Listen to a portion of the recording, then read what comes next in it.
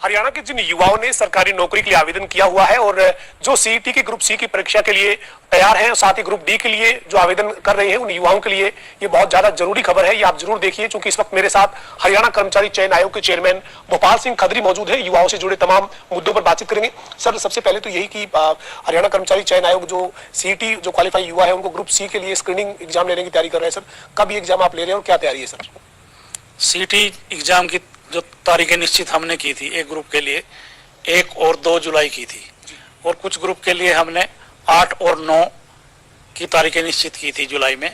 कुछ ग्रुप के लिए हमने 15 और 16 तारीखें जुलाई की ही निश्चित की थी, मगर हम ये डेट जो है पोस्टपोन कर रहे हैं आज।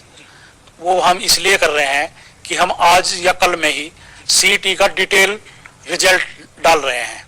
पहले हमने जो सीईटी का रिजल्ट डाला था वो हमने पब्लिक डोमेन में नहीं डाला था, और हमने कैंडिडेट को बताया था कि आप अपना लॉगिन आईडी पे जाके सिर्फ आप अपना रिजल्ट देख सकते हैं।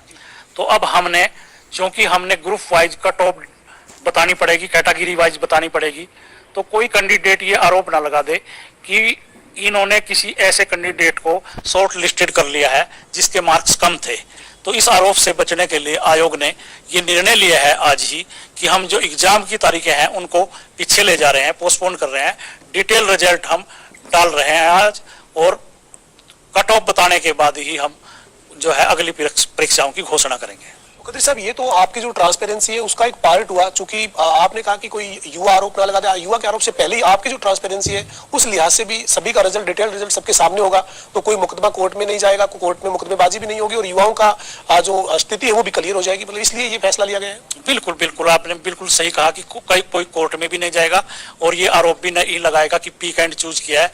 अब पब्लिक डोमेन में सारा रिजल्ट जानने से एक दूसरे का भी रिजल्ट पता होगा, और इसके साथ साथ हम उस रिजल्ट में सोशो इकोनॉमिक के नंबर जो कैंडिडेट ने क्लेम किए हैं वो भी बता रहे हैं सबको।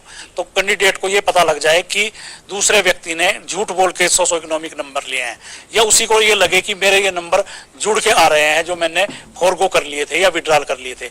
उस स्थिति में भी उसको मौका देंगे कि कल उसके ऊपर FIR दर्ज ना हो फाल्स इन्फॉर्मेशन की, या हम उसको सिलेक्शन करने के बाद बाहर ना करें, ऐसी स्थिति ना हो। तो हम सब कुछ आज पब्लिक डोमेन में आज या कल में डालने जा रहे हैं। सर, आपने जो 1-2 जुलाई को, फिर 8-9 जुलाई को, 15-16 जुलाई को जो अलग अलग चरण में आपने कैटेगरी के हिसाब से एग्जाम लेने की तैयारी की थी, अब आप इसको पोस्टपोन करें क्योंकि आप पूरा डिटेल रिजल्ट जो है वो डालने जा रहे हैं, तो इसके बाद सर फिर प्रोसेस कितना और ज्यादा लंबा हो जाएगा? मतलब कितने दिनों बाद आप ये परीक्षा ले पाएंगे? मतलब टेंटेटिव क्या उम्मीद करते हैं सर?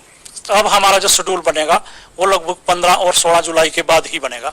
वो 15 और 16 जुलाई के बाद हर सैटरडे और संडे को हमारा एग्जाम, जैसे हमने पहले शेड्यूल बनाया था, अब वो शेड्यूल एज इट इज रहेगा, पर 15-16 के बाद ये शेड्यूल जा रहा है अब। सर, इसके साथ ही जो आपने एक फार्मूला बनाया है ग्रुप सी के लिए स्क्रीनिंग के लिए कि जो कुल अभ्यर्थी है उनका, आप जो मेरिट में जो टॉपर है यानी 4x4 है, उनको आप बुला रहे हैं, लेकिन इस मामले में विपक्ष भी राजनीतिक तौर पर भी सरकार को घेर रहा है, कर्मचारी चयन आयोग पर सवाल खड़े कर रहा है कि क्या फार्मूला है कि आप सिर्फ 4 गुना को बुला रहे हो? जब 3.5 लाख लोगों ने परीक्षा पास की है तो फिर आप उनको सबको मौका क्यों नहीं दे रहे हो? नहीं, ये तो सीईटी एक्ट का पार्ट है, जो इंस्ट्रक्शंस और एक्ट सरकार ने निर्धारित किए हैं, हम तो उसके हिसाब से चलेंगे। सरकार ने जो एक्ट बनाया है हम तो फॉलो करना पड़ेगा ना वो। तो अगर ये कोई मुद्दा है या ये सरकार के लेवल पे निर्णय होना है कि 4 गुना होने चाहिए, 10 गुना होने चाहिए, 12 गुना होने चाहिए, या सब एलिजिबल कैंडिडेट जो है वो सब को मौका मिले, ये सरकार के लेवल पे निर्णय लेने हैं। कोर्ट ने भी इसके ऊपर मोहर लगा दी। कोर्ट में जब कुछ अभ्यर्थी गए थे तो सरकार के इस एक्ट पे कोर्ट ने ये कहा कि जो सरकार का फैसला है और जो कर्मचारी चयन आयोग ने इंप्लीमेंट किया है वो ठीक है। मतलब कोर्ट का कोई एतराज, ऑब्जेक्शन तो नहीं आया इसके ऊपर? नहीं, कोई कोर्ट एक्ट को नहीं प्रभावित कर सकती। उन्होंने कहा कि ये कानून बनाया है अब सरकार ने, और कैसे शॉर्ट लिस्टेड करना है ये सरकार को और HSSC को देखना है, तो हम इसमें इंटरफेयर नहीं करेंगे। इसके साथ ही सर, ग्रुप डी के लिए भी आज आपने एक बड़ा फैसला लिया है, और जो युवा अभी तक आवेदन किसी भी कारण से नहीं कर पाए थे उनको एक बार फिर से मौका दिया गया है। हाँ, हमारी 26 डेट थी, वो हमने 10 दिन और बढ़ा के अब 6 जुलाई कर दी है, और कि जो बच्चे रह गए हैं किसी टेक्निकल वजह से या हमारी साइट बिजी होने की वजह से या कुछ कोरेक्शन उसने करना था उसकी वजह से, तो अब 6 जुलाई तक इस तरह के कैंडिडेट अप्लाई कर सकते हैं।